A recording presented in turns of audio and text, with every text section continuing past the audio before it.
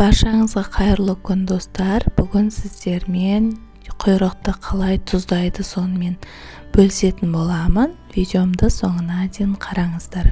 Бірінші құйрықтарымызды осындай 2 см етіп барлығын турап алатын боламыз.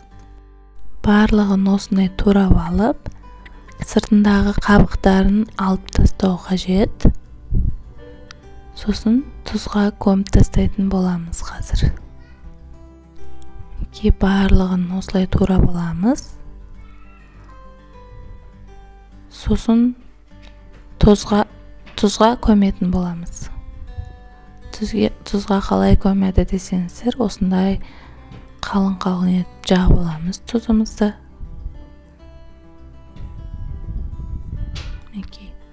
Тұзды өзіне керектісін өзіне сіңіріп алады құйрық. Ащы болмайды.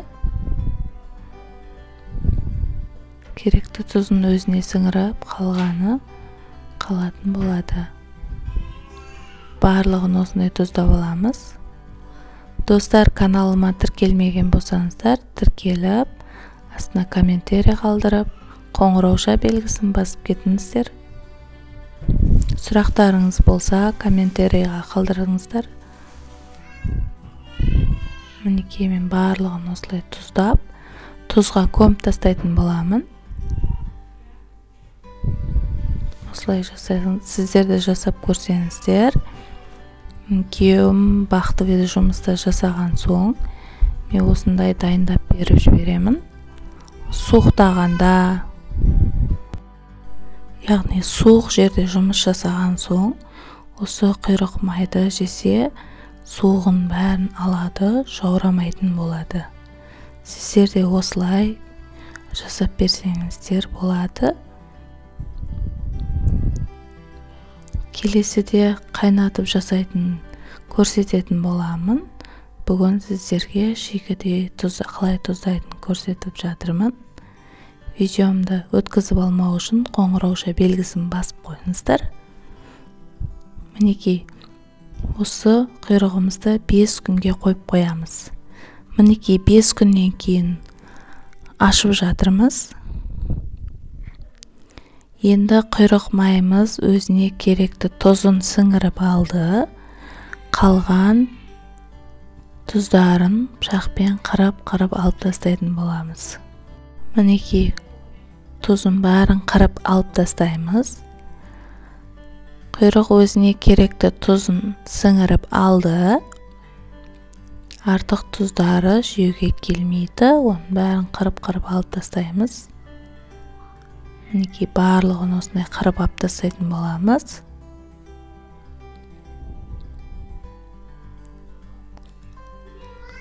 Өте керемет болып шығады. Сіздерді жасап көріңіздер. Дәл мен видеома қарап жасап көрсеңіздер болады. Өте дәмді болып шығады. Келесіде күйеулеріңіз тағы да сұрайтын болады. Және рецептісін сұрайтын болады. Менің жолдасым осыны біреуге жасататындығын ақшаға. Енді ақшаға жасамай-ақ өзіміз жасап беріп жатырмын. Ешқандай қиындығы жоқ, оп-оңай-ақ. Енді осының барын қырып алған соң, паприка, бұрыш, қара бұрыш, қызыл бұрыш және татты паприка, чеснок қосып араластыратын боламыз барлығын. Мінекей, тұзын бәрін қалдырмай қырып алып тастаймыз. Мінекей, тұзға пісіп шықты құйрығымыз 5 күн тұрып, тұзға пісіп дайын болып шықты. Өте дәмді болып шығады. Таңғы аста жұмысқа кетіп бара жатқанда нанмен қосып жесе өте дәмді әрі тойымды болады. Ер адамдарға осылай жасап берсеңіздер керемет болып шығады. Мінекей, енді осыған бұрышымызды, татты бұрышымызды, қара бұрышымызды барлығын салып араластыратын боламыз. Мінекей паприкамызды, қара бұрышымызды, қызыл бұрышымызды барлығын салып, және бір бас чесногымызды майдалағышқа салып, майда етіп езіп аламыз. Осындай майдалағыштарыңыз бар болса, жақсылап майдалап алсаңыздар болады. Болмаса, чеснок езетінмен езіп салсаңыздар да болады. Мінекей осы майдалағыш өте икемді және керемет болып шығады. Майда етіп береді. Мінекей сәл үлкендеу болды. Енді тағы да 1-2 мәрте жасап жіберейік. Майда қиқым болу қажет. Өйткені құйрық майға сіңуі қажет. Мінекей майдаланып болды. Енді осыны құйрықтың бетіне салып шығатын боламыз. Дәмі деген керемет болып шығады. Сіздер де жасап көріңіздер. Күйеулеріңіз суық жерде жұмыс жасайтын болса, осындай жасап берсеңіздер керемет болады. Оларға ұнайды деген сенімдемін. Келесіде тағы да сұрайтын болады.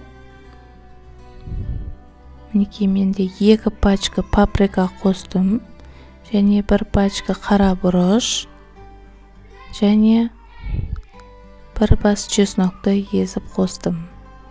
Барлығын жақсылап араластырамыз. Мінекей осылай. Барлығы араласып болды. Мінекей астындағыларын үстіне қойып, жақсылап араластырып, енді бұны қайтадан ыдысына салып, 2 күнге холодильникке салып қоятын боламыз. 2 күн тұрады. Өйткені ішіне салған бұрышымыз, чесногымыз барлығы құйрығымызға сіңуі қажет. Мінекей барлығын салып, чесногымызды, паприкамызды барын алдын тұзда жатады. 5 күн жатады. 5 күннен кейін осы бұрыштарымызды салып, барлығын араластырып, және 2 күн жататын болады. Өйткені приправаларымыз өз бойына сіңіру қажет. Ыдысымызға салып, барлық татты бұрыш барлығын араластырып болдық. Енді осы қалғандарын бәрін бетіне сеуіп холодильникке салатын боламыз. Достар, каналым дамуына үлес қосып, лайк басып, комментарий жазып, подписаться белгісін басып кетіңіздер. Міне өте керемет болып шығады. Бетін жауып, холодильникке болмаса бөлме температурасында тұрса да болады. Мінекей 2 күн тұрып шықты. Енді 2 күннен кейін құйрық майдың бойына барлығын сіңіріп алды. Дәмі деген енді керемет болып шығады. Сіздер де жасап көріңіздер. Ұнаған болса комментарийға қалдырып кетіңіздер. Өте керемет болып шығады. Маған өзіме ұнады. 100% гарантия. Өте керемет болып шығады осындай. Енді осыны шетінен кесіп жей беретін боласыздар. Мінекей, әбден тұзға піскен. Бұны жеген адам ауырмайды. Мінекей, күйеулеріңізге жасап берсеңіздер болады. Каналыма тіркелмеген болсаңыздар, тіркеліп, лайк басып, қоңырауша белгісін басып қойыңыздар. Ас болсын.